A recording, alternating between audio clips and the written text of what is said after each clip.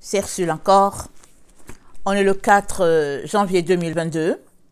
Alors, je viens sur la trompette ce matin encore et je viens proclamer le retour de notre Seigneur Jésus-Christ. Soyez tous bénis et soyez remplis de sa joie. Amen. Alléluia. Alors, le temple en train d'être achevé. Amen. Le temple en train d'être achevé.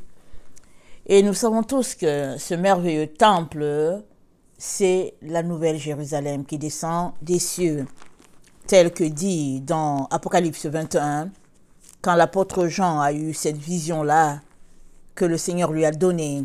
Amen. Il dit, puis je vis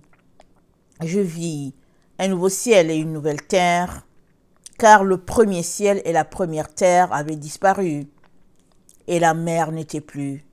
Et je vis descendre du ciel, d'auprès de Dieu, la ville sainte, la nouvelle Jérusalem, préparée comme une épouse qui s'est parée pour son époux.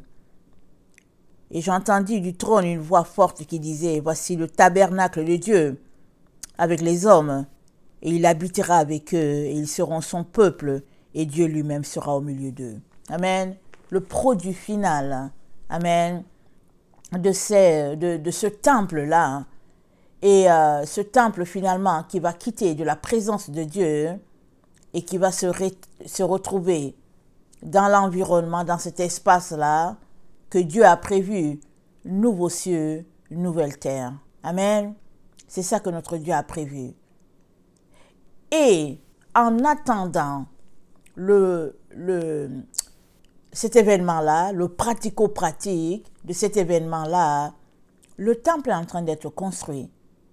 Il n'y a rien que tu poses comme action qui n'est pas compté devant Dieu. Amen. C'est dit, par tes paroles, tu seras jugé, par tes paroles, tu seras condamné. Donc, tout ce que nous faisons fait que nous sommes soit dans le camp de ceux qui bâtissent pour le temple de Dieu, soit dans le camp de ceux qui bâtissent pour le temple de chair. Amen. Alors, nous avons pour la plupart des maisons où nous allons adorer le Seigneur. Et ces maisons ont été bâties par des mains humaines.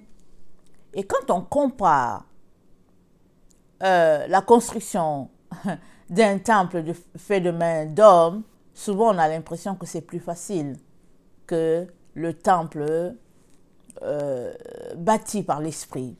Pourquoi? Parce qu'il s'agit de mettre des briques, il s'agit d'avoir de l'argent, il s'agit d'acheter des matériaux. Alors, on construit parce qu'on a des moyens et on le voit avec nos yeux et on est encouragé et on continue de construire et on continue de construire. Amen. Mais le temple divin, le tabernacle, comme on vient de lire, ce tabernacle où Dieu habitera avec les hommes, cette nouvelle Jérusalem, c'est un temple bâti par nos cœurs. Amen. Nos cœurs qui marchent par l'Esprit. Alors, c'est un temple dont le fondement a été établi par les apôtres. Amen. On a déjà lu. Le fondement a été établi par les apôtres, les prophètes. Et nous avons été appelés à bâtir là-dessus. Voilà pourquoi Paul dit, personne ne peut bâtir, personne ne peut avoir un autre fondement. Alors, dans Éphésiens 2, nous le savons, c'est dit, il dit, vous avez été édifiés, Éphésiens 2, le verset 20, vous avez été édifiés sur le fondement des apôtres et des prophètes. Jésus-Christ lui-même étant la pierre angulaire. En lui, tout l'édifice bien coordonné s'élève pour être un temple saint dans le Seigneur. En lui, vous avez été édifiés pour être une habitation de Dieu en esprit. Nous avons été édifiés, chacun pour sa part, pour être un temple de Dieu. Donc, chaque temple sanctifié se retrouvera tout simplement à former la nouvelle Jérusalem, le temple de Dieu. Et nous savons que nous avons aussi lu qu'il ne peut pas avoir un autre fondement que celui-là déjà établi. Je pense qu'on l'a vu dans une vidéo hier ou avant-hier. Il ne peut pas avoir un autre fondement. Ce qui est établi et on ne peut pas le renverser. Même si les gens veulent le renverser, les gens ont essayé comme ils le peuvent, avec comment on appelle ça, des fondements qui ne sont pas ceux de Jésus, avec des théories, essayer de faire des choses que notre Seigneur n'a pas établies par son esprit. Et Paul nous a dit, dans 1 Corinthiens 3, le verset 11, « Personne ne peut poser un autre fondement que celui qui a été posé, à savoir Jésus-Christ. » Personne. Donc, si on regarde autour de nous, les hommes ont essayé d'établir des fondements autres que ceux de Jésus. Il suffit de retourner, amen, dans les temps anciens et de remonter chaque génération, chaque siècle pour voir que, en tout cas, aujourd'hui où nous sommes au XXIe siècle, nous sommes souvent très très loin du fondement établi. Si tu es quelqu'un qui lit la Bible, tu le verras tout de suite. Si tu es quelqu'un qui lit la Bible et qui est désireux d'obéir au Saint-Esprit, tu le verras. Tu le verras et par la grâce de Dieu, tu pourras te connecter à ce qui a été établi, à savoir notre Seigneur Jésus. Et nous sommes dans ces temps-là où le temple est en train d'être achevé. La foi, c'est une ferme assurance des choses qu'on voit. Une ferme assurance des choses qu'on espère, une démonstration de celles qu'on ne voit pas. On ne voit pas. Quand tu as la foi, tu ne vois pas. Tu espères la chose, mais tu ne la vois pas. Alors, ceux qui sont en train de bâtir dans ce temple divin-là, ou bien ceux qui sont en train de bâtir pour ce temple divin-là, ils ne le voient pas de leurs yeux. On ne le voit pas, le temple. Il n'est pas là, on ne le voit pas. Mais par la foi, nous savons que nous sommes en train de bâtir sur le même fondement que celui des apôtres et des prophètes. Et que Christ est ce fondement-là, lui, il est la pierre angulaire. Nous le faisons par la foi, si du moins, à tous les jours, nous vivons selon le fondement établi. Amen. Par nos pères.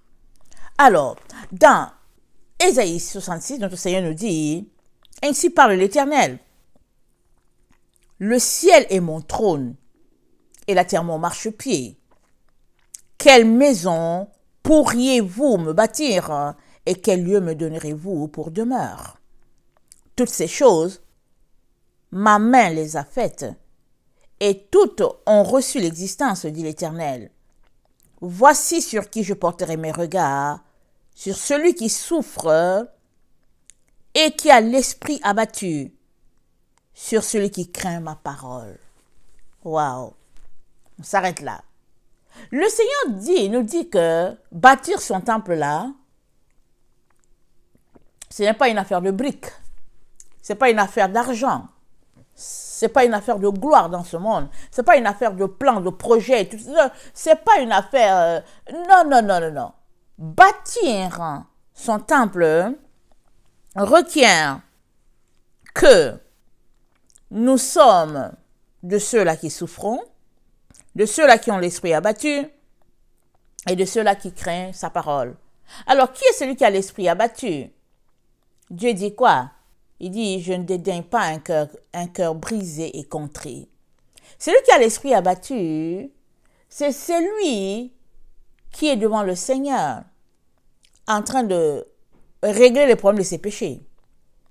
C'est la personne qui se rend compte qu'elle est loin de ce qui a été établi.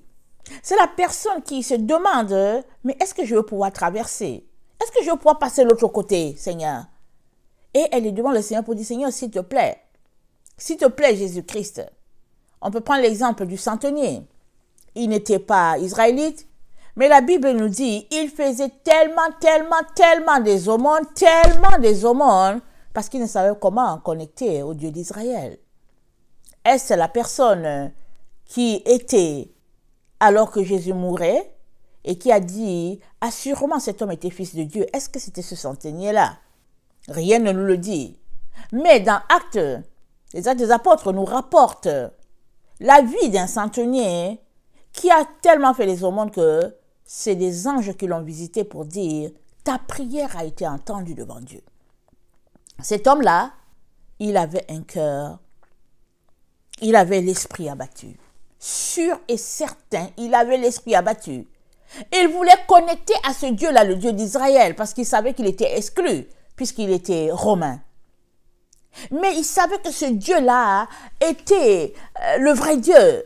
Alors, il faisait l'aumône, mais qui bénissait-il? Ce sont les Israélites, puisqu'ils vivaient en Israël.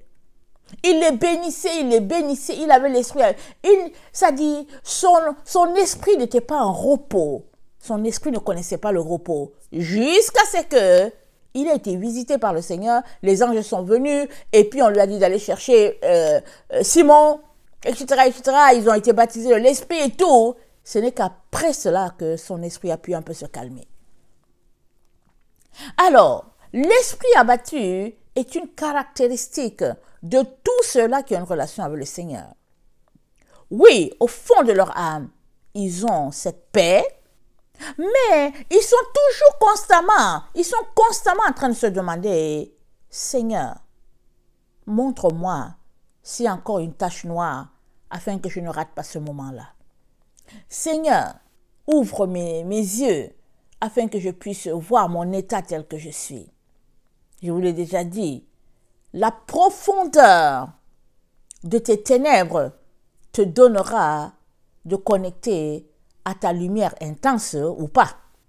C'est-à-dire, quand tu réalises que tu as besoin de lui, quand tu réalises que tu es dans les profondeurs, alors tu feras tout pour aller chercher cette lumière-là.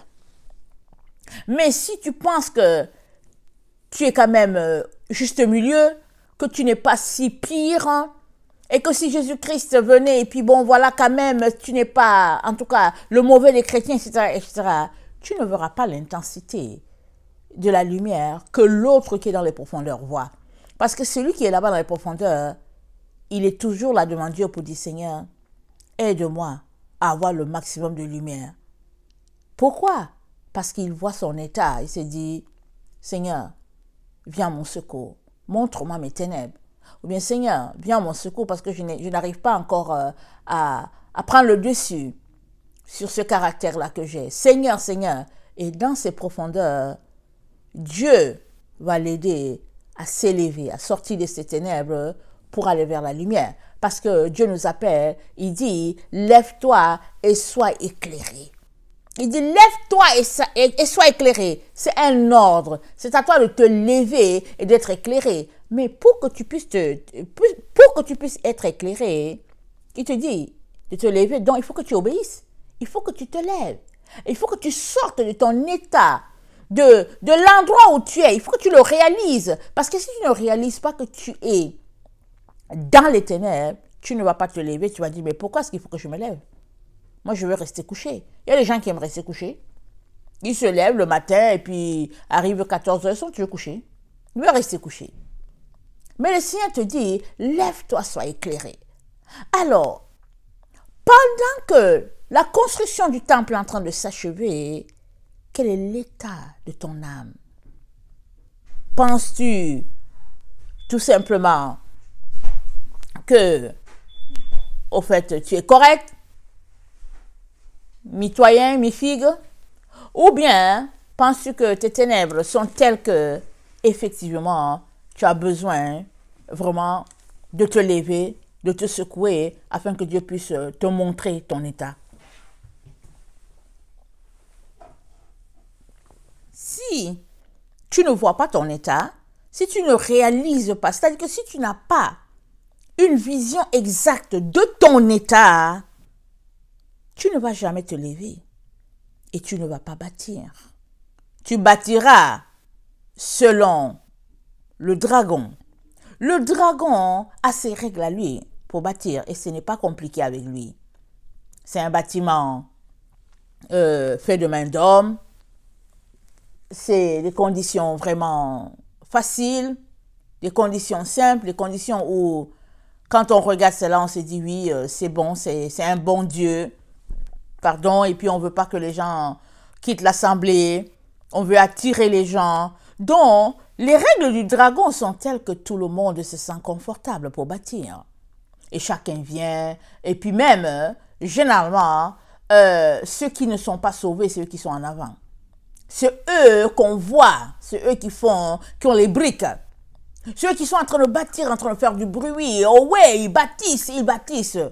Mais souvent, au fait, ceux-là de la vraie maison du Père, ils sont tout simplement tassés.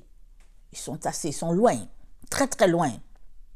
Mais avec notre Père, ceux qu'il a appelés à bâtir, il s'attend à ce que, amen, ils soient dans la souffrance, qu'ils aient l'esprit abattu, qu'ils craignent sa parole.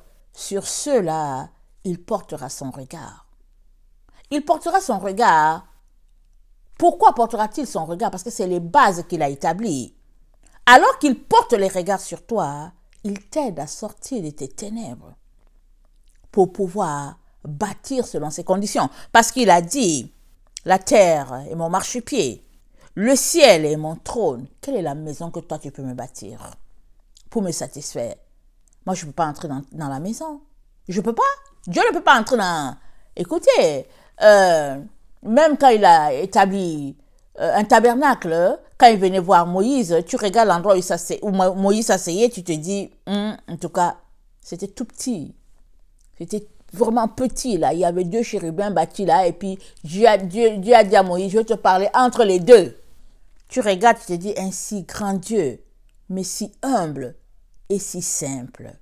Alors, quand on regarde les conditions ici, avec lesquelles le temple de Dieu est en train de bâtir, d'être bâti, c'est des conditions de simplicité.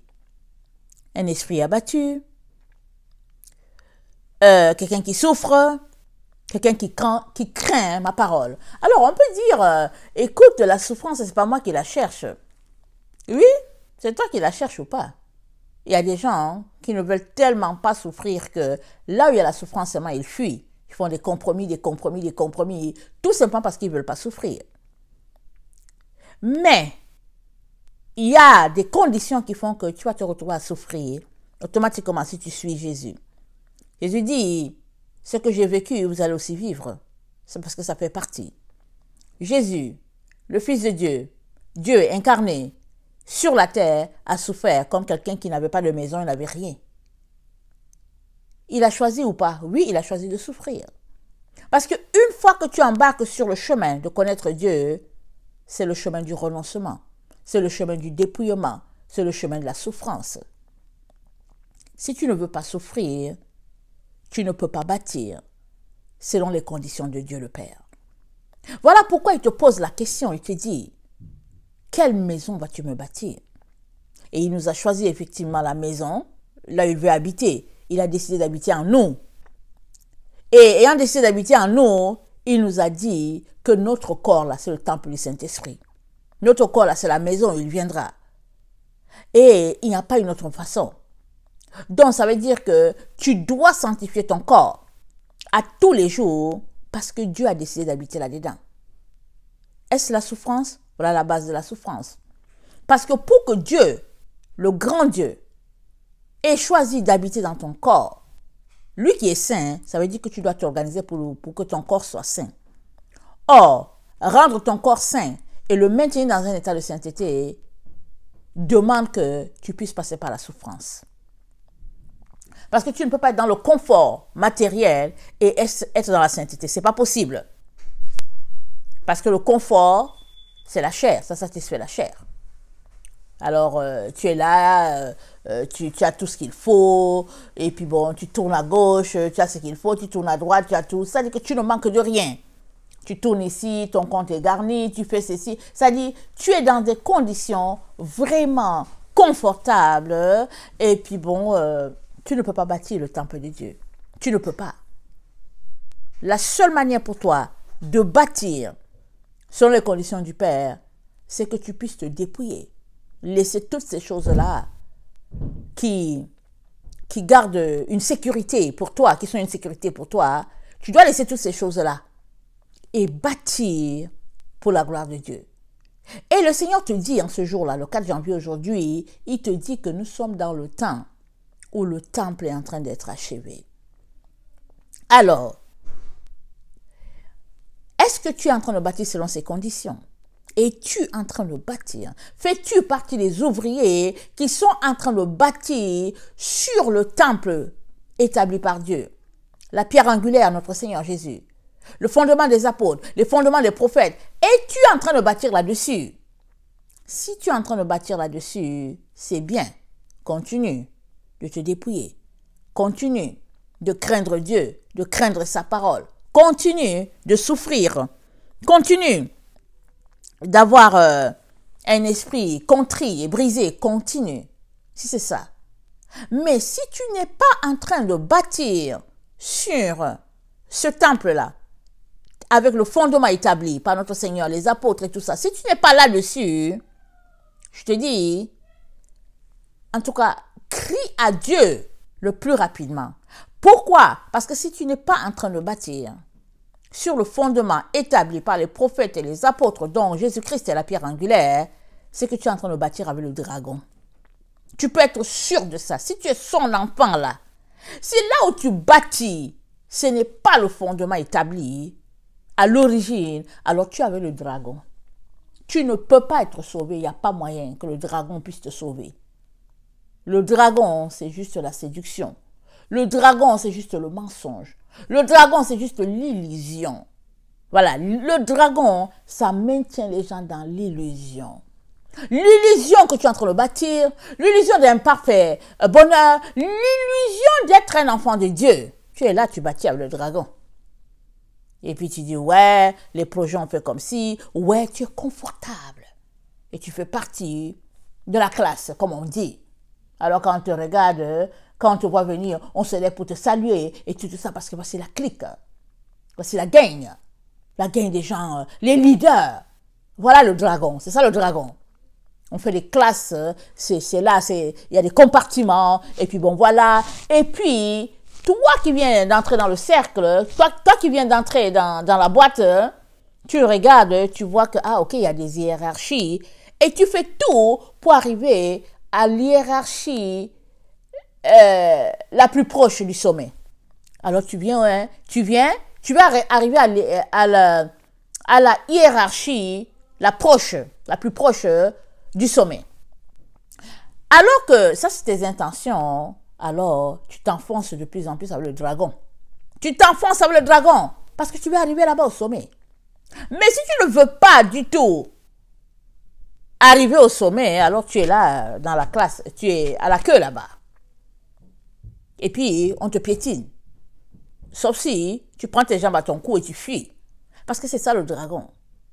Et le dragon s'est imposé depuis le jardin d'Éden dans la vie des enfants de Dieu, sans qu'ils s'en aperçoivent. Il y a certains qui vont dire, oh non, c'est trop compliqué, et puis ils quittent les églises, et ils disent, bon, je ne veux même plus de Jésus, c'est bon. Il y a d'autres qui se conforment, qui se disent, bon, si c'est comme ça qu'il faut faire, allons-y.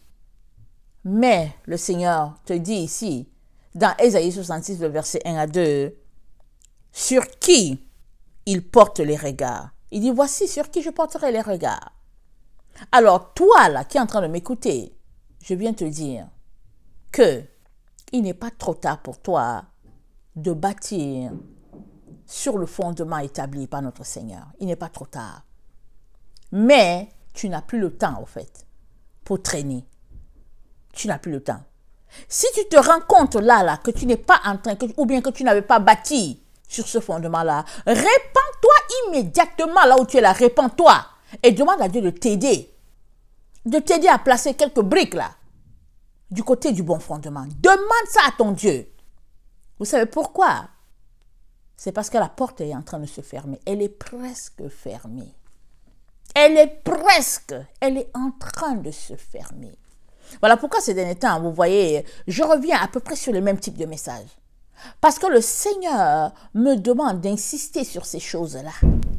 Parce que ce sont ces choses-là que notre Seigneur va regarder. Ce sont ces choses-là que les anges, ceux-là qui sont appelés à annoter nos comportements, ce sont ces choses-là qu'ils vont regarder. Ils ne vont pas regarder si tu vas à l'église tous les dimanches. Ils ne vont pas regarder si, au fait, tu donnais bien ta dîme et que bon, et si tu chantais bien la chorale. Ce n'est pas ça qu'ils vont regarder. Ils vont regarder, est-ce que tu es en train de bâtir sur le fondement? Et il est très important que tu puisses réaliser ton état. Parce que si tu ne réalises pas ton état, tu vas rester dans l'illusion. Comme je l'ai dit, le dragon, c'est l'illusion. Le dragon, quand tu es avec lui, quand tu es dans le cercle du dragon, quand tu es là, il y a une roue qui tourne. Vous voyez cette souris-là? La souris blanche-là, elle est là dans je sais pas, une boîte. C'est la boîte qui tourne. Et la souris a l'impression qu'elle tourne, mais elle va nulle part. Elle fait juste sur ses pas. Elle s'accroche juste avec ses pas là parce qu'elle a l'impression qu'elle va tomber. Mais c'est la roue qui tourne. Son fromage est à côté. La souris, elle est là. La roue tourne. Mais la souris ne va nulle part. C'est comme ça ceux qui servent le dragon. Ceux qui sont avec le dragon. Mais ils sont tellement dans cette roue-là qu'on les a tellement travaillé. La roue a tellement tourné qu'ils ont perdu la direction. Et ils sont là-dedans. Surtout s'ils sont des chefs. Qui sont des anciens d'église, qui sont des pasteurs, diacres, et puis évangélistes, et puis, je sais pas. C'est-à-dire que s'ils ont un titre, ils ont l'impression qu'ils sont arrivés à quelque part, ils ont l'impression qu'ils sont en train de faire la chose. Mais ça, c'est la hiérarchie du dragon. C'est le dragon qui a dressé cela pour te garder dans l'illusion toute ta vie. Et finalement, tu sortiras de là le jour que tu réaliseras que les enfants de Dieu sont rentrés dans l'enceinte et puis tu as été laissé dehors. C'est ce jour-là que tu réaliseras qu'au fait tu servais le dragon. Mais maintenant là où la porte est en train de se fermer là, il est très important que tu sortes. Que tu sortes de servir le dragon. Le dragon, comme je l'ai déjà mentionné hier, il ne fait pas allusion à ceux qui ne sont pas chrétiens, parce qu'ils lui appartiennent tous. Le dragon, c'est le diable. Ils lui appartiennent tous. Mais le dragon est très actif dans la vie des enfants de Dieu, surtout ceux-là qui ont un peu de lumière. Il est actif dans leur vie. Surtout ceux-là qui ont reconnu que Jésus-Christ est le Sauveur. Ils donnent leur vie au Seigneur et ils viennent maintenant entrer dans une église, entrer dans une dénomination. Et s'il est tellement zélé, celui-là qui vient d'entrer, alors les gens de cette église vont s'organiser pour complètement lui enlever tout ce qu'il a. Il est zélé, on va lui donner un poste ici, on va faire ceci de lui, on va faire cela de lui, et puis il est content, il se dit, waouh, je viens à peine d'arriver, et puis je sers, je fais ceci, je fais cela. Mais non, c'est pas parce qu'ils t'aiment, hein. C'est parce qu'ils ont vu ta lumière. Eux-mêmes, ils servent Satan. Plusieurs savent qu'ils servent Satan. Plusieurs sont des agents de Satan attitrés, ils le savent. Mais le secret du dragon, c'est que tu ne dois pas laisser les autres savoir que tu es un serviteur de Satan. Alors ils sont dedans et ils font tout pour donner des postes aux nouveaux venus. On les encadre, on fait ceci, on fait cela. Alors les autres qui sont dans l'église depuis longtemps sont frustrés du fait qu'il y a un nouveau venu qu'on prend en main. Et puis le nouveau venu est content, il s'est dit qu'on m'aime alors qu'on est en train d'enlever sa lumière. Voilà le jeu du dragon. Et notre Seigneur nous dit, en tout cas, il est temps que nous puissions nous rattraper le plus rapidement possible. Parce que si nous ne sommes pas trouvés du bon côté, c'est dommage. On aura bâti en vain parce que tout va s'écrouler. Du côté du dragon, tout s'écroule parce que là-bas, le dragon construit sur le sable. Il ne construit pas sur le roc.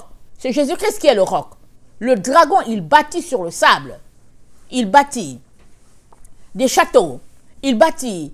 Et puis, tu as ce sentiment de bonheur, de plaisir, que vraiment, en tout cas, les gens t'aiment et puis tu sers et tout ça. Non. T'inquiète pas.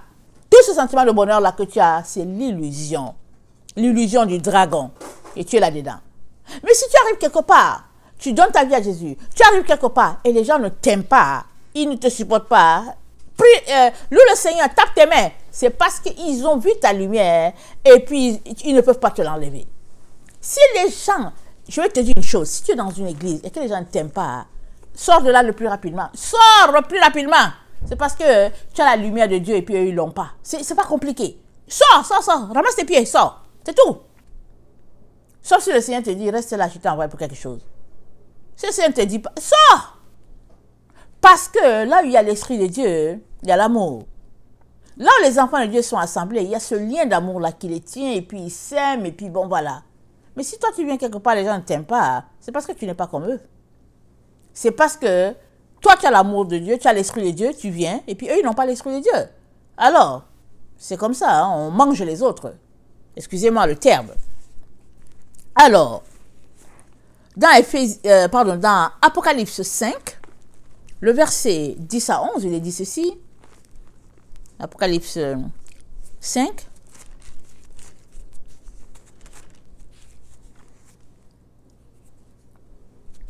Excusez, je me suis trompée, c'est plutôt Apocalypse 6, le verset 10 à 11.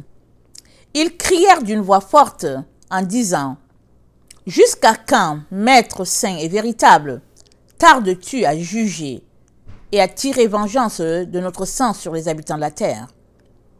Une robe blanche fut donnée à chacun d'eux, et il leur fut dit de se tenir en repos quelque temps encore, jusqu'à ce que fût complet le nombre de leurs compagnons de service et de leurs frères qui devaient être mis à mort comme eux.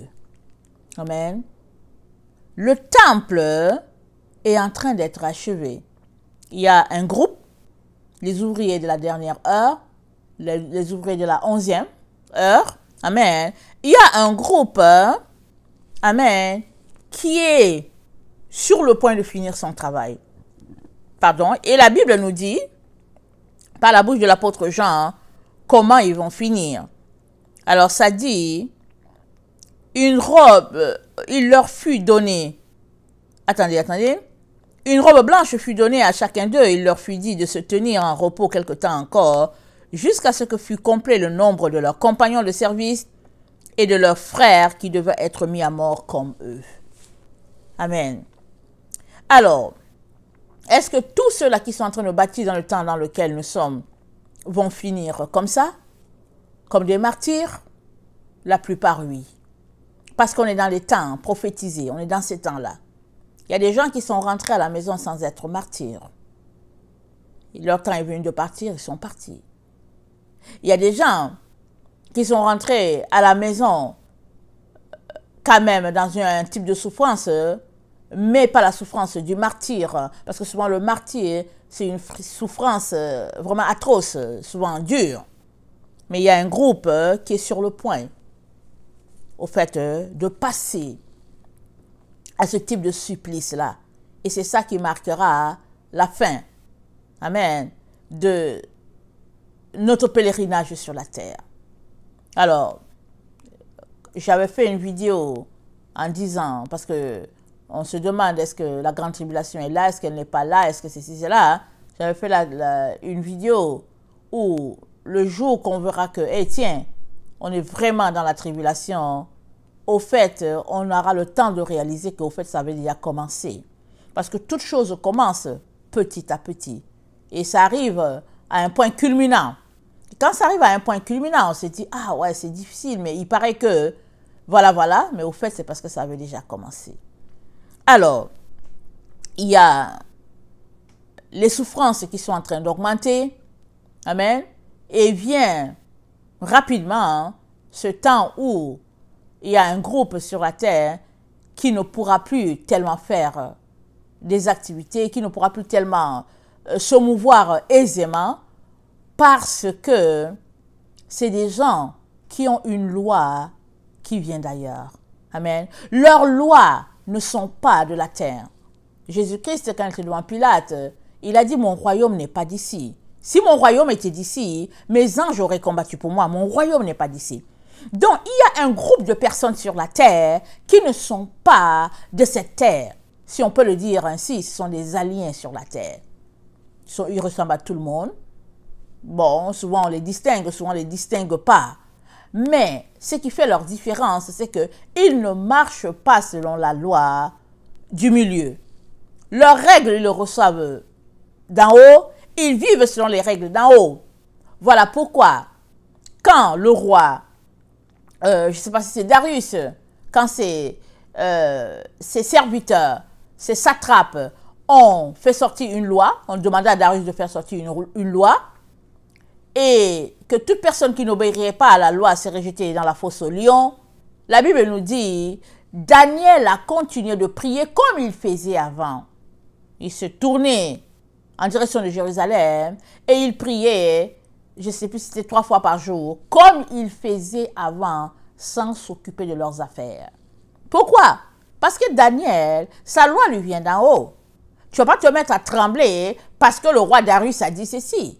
Il sait qu'il a un roi qui est plus haut que le roi Darius.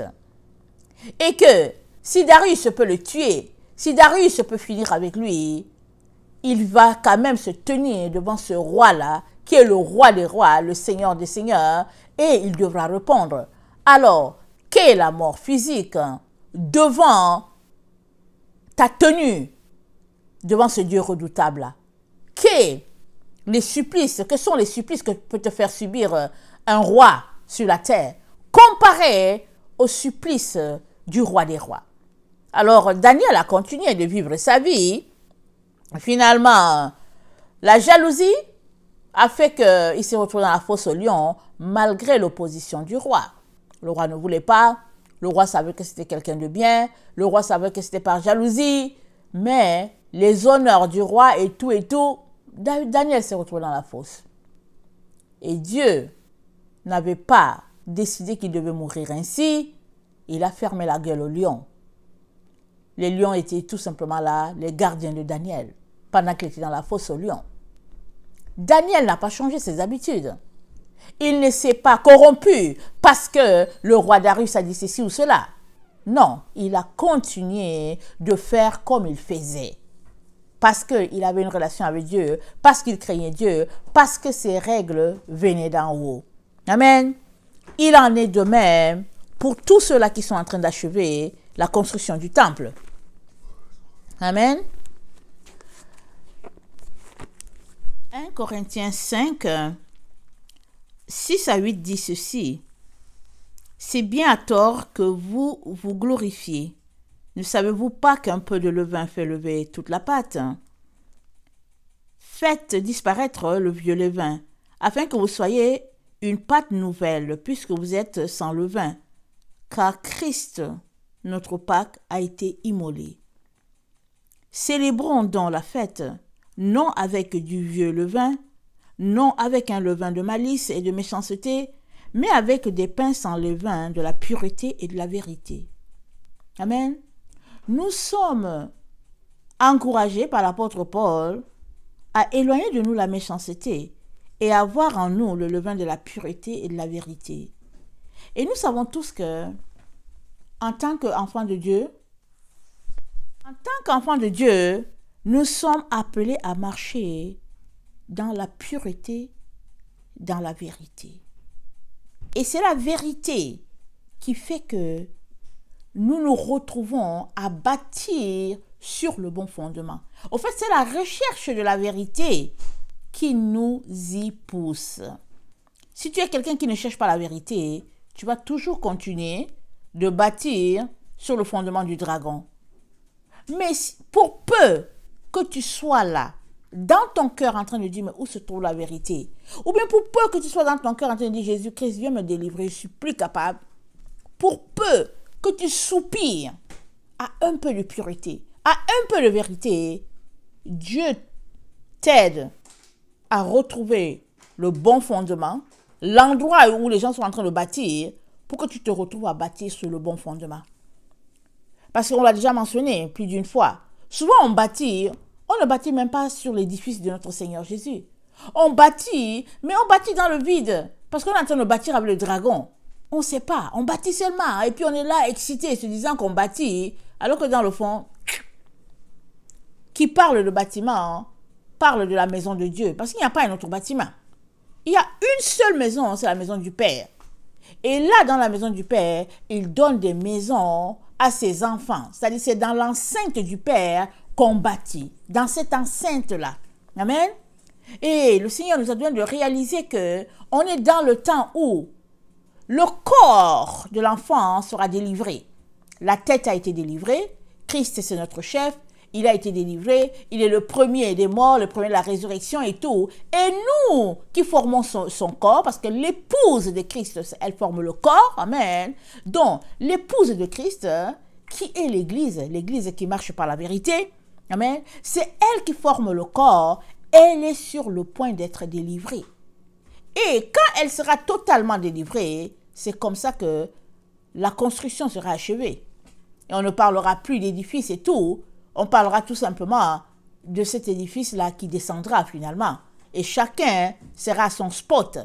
Chacun sera à l'endroit de son puzzle, à l'endroit où il sera placé sur le puzzle. Parce que c'est un gros édifice, c'est un édifice gigantesque, mais c'est un édifice qui a été établi par Dieu le Père lui-même.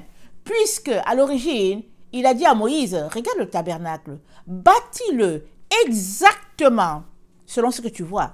Il dit, regarde bien le modèle, bâtis-le exactement. C'est-à-dire que on ne peut pas bâtir à côté. On ne peut pas bâtir un édifice qui ressemble. Moïse ne pouvait pas. Il ne pouvait pas dire, ok, mais Dieu, tu sais que, dans notre génération, on va dire, ah, mais tu sais, Dieu, dans notre génération, voilà, on va essayer de trouver une excuse. Moïse a regardé, il s'est organisé pour que le peuple puisse apporter tout ce qu'il y a en leurs mains et que le tabernacle soit bâti selon le modèle que Dieu a montré. Et nous, là, qui sommes en train de bâtir en ce moment, assurons-nous qu'on est en train de bâtir selon ce tabernacle divin-là. Sinon, on est dans le leurre, on est dans l'illusion. Et comme on est dans le temps où l'édifice est en train d'être achevé, on aura tout simplement des surprises désagréables. Et le Seigneur ne veut pas cela pour toi, ni pour moi. Alors, il nous dit, par la bouche de l'apôtre Paul, il dit de faire disparaître le vieux levain. Et nous savons tous que le levain, c'est le symbole du péché, n'est-ce pas? Dans les temps des fêtes établis par notre Seigneur, Israël est recommandé de manger du pain sans levain. Parce que le levain, c'est le symbole du péché. Alors, quand tu mets du levain, tu es en train de consommer du péché, si on peut le dire ainsi. Et comme ils doivent être saints, ils doivent être purs, tout doit être exact, alors il leur est recommandé de ne pas mettre du levain. Nous savons tous que quand on met du levain dans du pain, ou bien dans de la pâte grossit, vraiment à un rythme exponentiel. Et tu as l'impression que c'est une très très grosse quantité. Alors que c'était 1 kilo, tu auras l'impression que tu as devant toi une pâte de 3 kilos. Alors que dans la réalité, la farine n'a jamais augmenté. Ce qui a augmenté, c'est le levain. C'est le faux qui est là, qui fait ce travail de fausseté là, faisant croire qu'on a plus de quantité de farine, alors qu'en réalité, c'est toujours le 1 kilo là que tu as pris. Tout cela pour dire que toi et moi sommes appelés à sortir de nous toute impureté, tout mensonge, tout faux fuyant, ça dit que tout ce qui est de la main de l'humain, nous sommes appelés à faire sortir ça. Voilà pourquoi Dieu nous demande, mais vous là, quel bâtiment me bâtirez-vous? Ça dit que, quel édifice me bâtirez-vous? Moi, j'ai fait toutes ces choses-là. Il dit, mon regard se penche sur celui-là qui a l'esprit abattu, celui-là qui craint ma parole et celui-là qui souffre. C'est là que mon cœur est. C'est vers une telle personne que je suis, que mon regard se tourne. Et si mon regard se tourne vers une telle personne, je vais l'orienter à se retrouver là où on est en train de bâtir en réalité. Seul truc, pour toi qui m'écoutes, c'est qu'il n'y a presque plus le temps. C'est que la porte est en train de se fermer complètement. C'est ça l'histoire. Alors, tu peux te dire, bon, je prends le temps, je réfléchis, je fais ceci, je fais cela, mais il n'y a pas le temps. Il n'y a que le temps de décider de se retrouver sur le bon endroit où c'est en train d'être bâti. Et ça, ce n'est que dans ta relation avec le Seigneur que tu peux parvenir. Un changement drastique, un renoncement total à tout ce que tu es en train de faire pour te tourner vers la vérité. Parce que nous sommes ici, Paul nous dit, non avec un levain de malice et de méchanceté. Nous savons combien de fois souvent l'être humain, nous pouvons être malicieux, n'est-ce pas? Souvent on est très très malicieux. On fait comme si on ne savait pas, mais on sait. On fait comme si on aime la personne alors qu'on est hypocrite. La malice, c'est l'hypocrisie. Alors Paul parle du levain de la malice, du levain de la méchanceté, et il nous dit de nous retrouver à avoir en nous du levain de pureté, du levain de vérité. Et le Seigneur nous l'a très bien mentionné. Il a dit que dans les temps dans lesquels nous sommes, quand le fils de perdition sera révélé, alors se retrouveront, amen, avec lui, en train de consommer la fausseté, tous ceux-là qui auront refusé la vérité. Alors Dieu leur enverra une puissance d'égarement. Et la puissance qui égare, c'est justement le fait qu'il leur donne le fils de perdition. Et nous sommes dans ce temps-là où, souvent on ne comprend pas, hein, mais on se retrouve à avoir marché avec des personnes, et on se retrouve à avoir parlé avec des personnes, communié avec des personnes, et on se retrouve qu'on est séparés. On se dit, mais qu'est-ce qui se passe? Et on se rend compte que les autres, ils comprennent d'une façon, et tu te dis, mais c'est comment? Mais pourquoi ils comprennent la chose comme ça? Pourquoi ils ne la comprennent pas autrement? Qu'est-ce qui fait qu'ils la comprennent comme ça? Mais quand on va chercher au fond, on va voir qu'il y a beaucoup de mensonges, il y a beaucoup de séductions dans lesquelles ils ont été embarqués, il y a beaucoup d'impureté, il y a beaucoup, comment on appelle ça là, d'illusions, et tu t'arrêtes, tu te dis, mais comment? Mais c'est des choses qui ont été plantées petit à petit, qui ont produit des fruits petit à petit, lesquels fruits ont produit d'autres fruits, petit à petit, petit à petit. Mais la gloire de Dieu, c'est que peu importe le nombre d'années que tu es resté dans l'illusion avec le dragon, peu importe le nombre de séductions, d'illusions que tu as plantées dans ta vie, peu importe, si vraiment tu viens avec un cœur brisé et contrit, un cœur repentant, Dieu va t'aider à sortir de là. C'est comme si ça ne s'était jamais passé. Il suffit juste d'écouter certains témoignages sur Internet. Les témoignages des musulmans, les témoignages de personnes qui, un jour, ils étaient au bar et le lendemain, c'est une autre personne, carrément, tout simplement parce qu'ils ont rencontré Jésus-Christ en l'espace de quelques minutes et leur vie a drastiquement changé. Alors, il se pourrait que tu ne rencontres pas Jésus-Christ physiquement, n'est-ce pas? Mais sa parole est là pour que tu puisses décider de changer. C'est une affaire de volonté. Mais si dans ton cœur tu as la malice, si tu as dans ton cœur le mépris, tu ne peux pas sortir de là. Si tu as dans ton cœur, il y a des gens, ils vont se retrouver à se faire parler par un enfant. Un enfant vient te dire quelque chose et tu méprises l'enfant. Tu regardes l'enfant et tu te dis, mais lui, de quoi il me dit ça? Un enfant comme ça, pourquoi il veut me parler? Bien Seigneur, pourquoi tu m'envoies cet enfant-là pour me parler? Ben, ce sera tant pis pour toi. Pourquoi? Parce que tu as un problème d'orgueil. Parce que, au lieu d'aller voir Dieu pour dire, Seigneur, est-ce que c'est toi qui m'envoies cet enfant-là pour qu'il me parle? Toi, tu te retrouves plutôt à dire, mais pourquoi le Seigneur m'envoie cet enfant-là? Pourquoi il ne m'a pas considéré pour venir lui-même, etc., etc. Et finalement, tu t'enlises encore.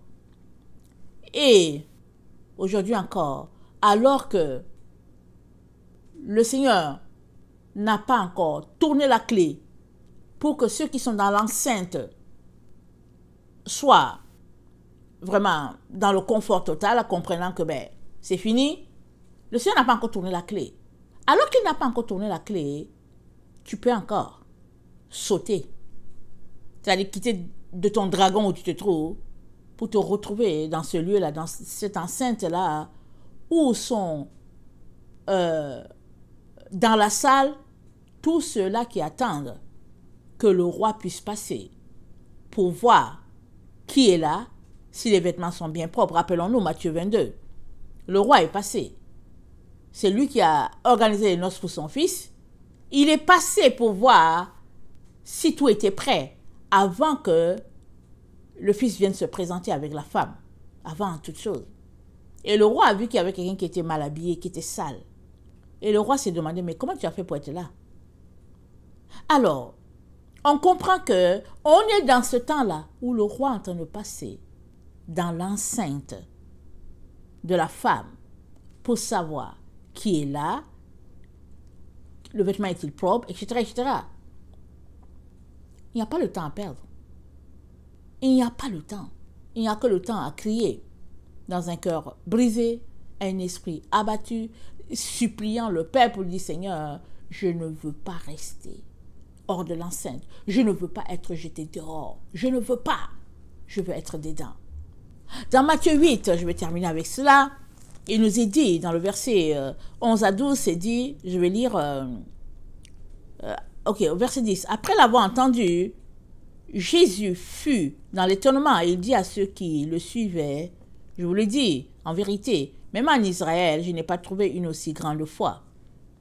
Or, je vous déclare que plusieurs viendront de l'Orient et de l'Occident et seront à table avec Abraham, Isaac et Jacob dans le royaume des cieux. Mais les fils du royaume seront jetés dans les ténèbres du dehors, où il y aura les pleurs et les grincements des dents. Puis, les fils du royaume seront jetés dehors, dans les ténèbres du dehors. Alors, s'il y en a qui sont, en ce moment où nous sommes, regroupés dans une enceinte, ça veut dire qu'il y a les autres qui sont dehors. Si tu n'es pas dans l'enceinte, tu es en dehors. Tu es dehors de l'enceinte. Et Jésus-Christ appelle ce dehors-là, là où il y a les grincements des dents. Parce que, effectivement, avant que tu te retrouves dans une situation de feu, parce que le feu c'est l'enfer, tu vas d'abord te retrouver dans une situation de dehors, en train de grincer les dents, quand tu vas te rendre compte que, oups, la porte a été fermée effectivement. Alors, je viens t'encourager, je ne sais pas quelle est ta situation, je ne sais pas quel est ton niveau d'argumentation, il y a des gens qui aiment argumenter sur leur travail, et tu vas leur dire que Dieu nous a donné 10 commandements, il ne nous a pas donné 9, et que le sabbat c'est samedi, ils vont quand même t'asseoir pour argumenter avec toi, comme si c'est toi qui avais écrit la loi. Ils vont argumenter avec toi pour te prouver que, oh non, mais tu sais quoi, et puis bon, ils vont donner toutes sortes de situations, parce qu'il faut qu'ils argumentent, parce qu'il faut qu'ils aient raison, parce qu'il faut qu'ils confrontent Dieu. Si c'est ton cas, ça veut dire que tu ne crains pas la parole de Dieu, tu ne crains pas Dieu. C'est ça que ça veut dire la crainte de Dieu. Si c'est ton cas là, tu lis quelque chose et tu veux argumenter, tu ne crains pas Dieu. Reconnais cela et va te repentir. On n'est pas dans le temps où chacun doit donner son opinion. C'est comme ça qu'on nous a éduqués dans notre siècle. Avec Dieu, on ne donne pas son opinion. On constate quelque chose, on regarde notre état et on dit, Seigneur, j'ai un problème, viens à mon secours. Mais on ne se fait pas argumenter pour prouver qu'on a raison et puis pour essayer de convaincre Dieu pour qu'il change la vie pour nous. On ne fait pas ça. Mais nous sommes cette génération-là qui faisons ces choses-là qui n'ont pas de sens. Alors moi, je viens te dire, le temple est en train d'être achevé. Ça veut dire aussi que la porte est en train de se fermer complètement. Mais toi, où en es-tu? Je viens t'inviter ce matin à sortir de tes illusions, de ton leurre, à sortir de la gueule du dragon. Parce que le dragon, vous savez, non seulement a-t-il une gueule, mais sa queue est dans sa bouche aussi. C'est-à-dire, c'est une queue, c'est un dragon qui en même temps est un labyrinthe. Une fois que tu es pris dedans, il n'y a pas moyen de sortir. Sa queue revient dans sa bouche, donc en même temps, les gens qui sont dedans, ils se font manger par le dragon. Il n'y a pas moyen. Ils ne peuvent que crier à l'intérieur du dragon où ils sont, quand ils vont se rendre compte. Pour le moment, ils sont cousis, ils sont bien, ils sont tranquilles, ils ont l'impression que bon, ils ont gagné le gros lot. Mais vient très très vite ce temps où le constat sera là. Et moi, je viens t'encourager de crier à Dieu pour sortir de l'enceinte du dragon. Parce que l'enceinte du dragon, ce sont les ténèbres du dehors, là où il y a les grincements du temps. Il y a une seule enceinte qui est en train d'être bâtie. Il y a une seule maison. Et c'est le tabernacle établi par Dieu notre Père. Amen. Que le nom de notre Dieu soit béni. Je vous aime beaucoup. Et Dieu davantage. Alors, battons-nous. Assurons-nous que nous sommes en train de bâtir dans la vérité et dans la pureté. Soyez bénis. Maranatha, Jésus revient. Amen et Amen. Alléluia.